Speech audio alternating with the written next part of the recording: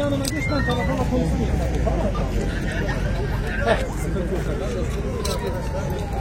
Tamam.